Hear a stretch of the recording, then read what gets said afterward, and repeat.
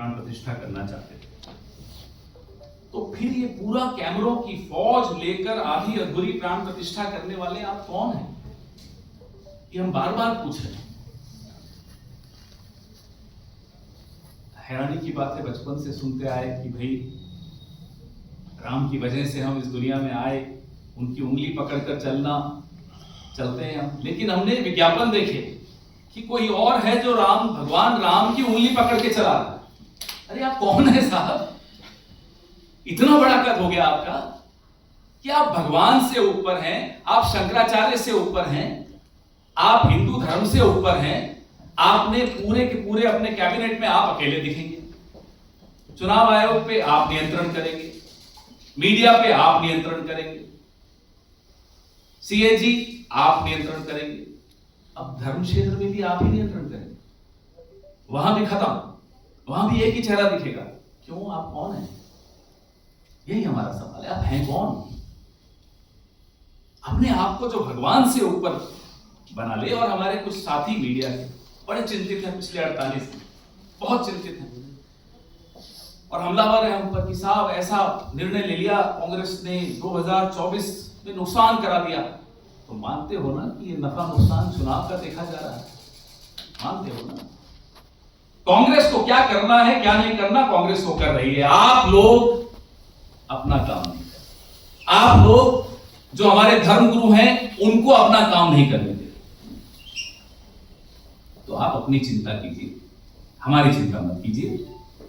शंकराचार्यों को नाराज करके सरसंघचालक जाएंगे, वहां बैठेंगे, हो प्राण प्रतिष्ठा पर उनकी देखरेख में प्रधानमंत्री जी करेंगे। ये कौन सा आयोजन है?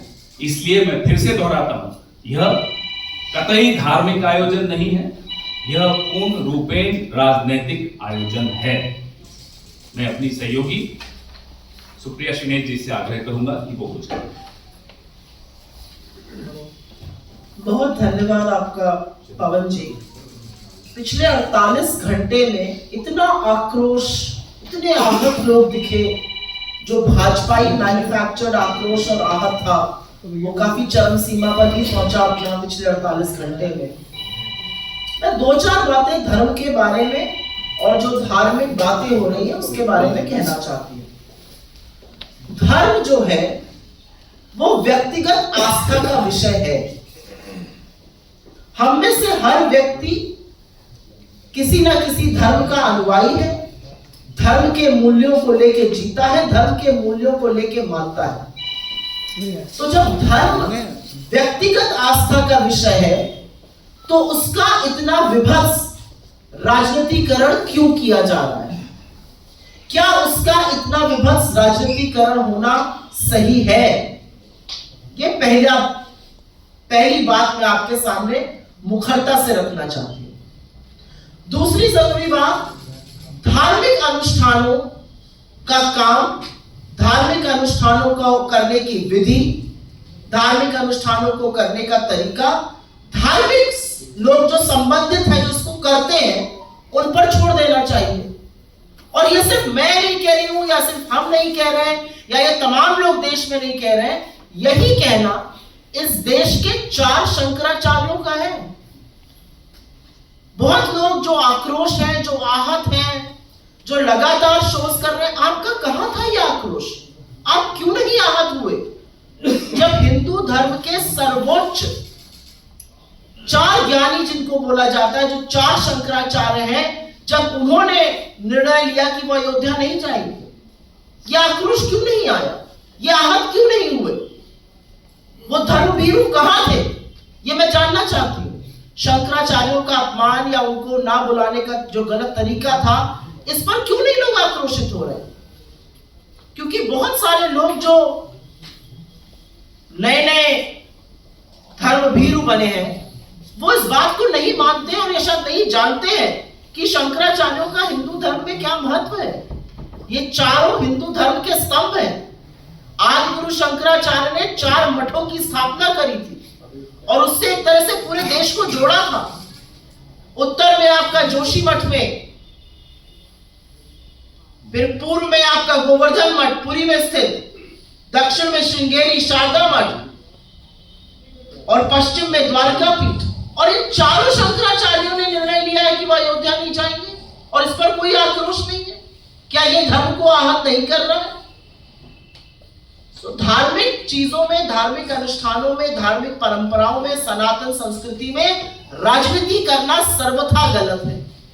हम कहां जाने से मना कर रहे हैं? हम 22 तारीख को, और ये बात हमारे अध्यक्ष ने कही है, हम 22 तारीख को जो अयोध्या में मोदी जी के नाक के नीचे मोदी जी की प्रेजेंस और आरएसएस संघ के प्रमुख की प्रेजेंस में हो रहा है, उसमें नहीं जा रहे, जहां हमारे शंकराचार्य नहीं जा रहे। हम जो विभत्स राजनीति की जा रही है उसका हिस्सा नहीं बनना चाहते हैं। और ये भाजपा का राजनीतिक आक्रोश और आहत होना आपको दिख रहा है, ये देश का नहीं दिख रहा है, ना ये हिंदू धर्म को मानने वालों का दिख रहा है। और रामायण, क्योंकि भगवान राम की बात हो रही है, तो रामायण की सबसे बड़ी सीख तो यह है, दैहिक दैविक भौतिक तापा, राम राज नहीं कहूं व्यापा। 44% बेरोजगारी की दर आई है कल 20 से 25 साल के युवाओं में।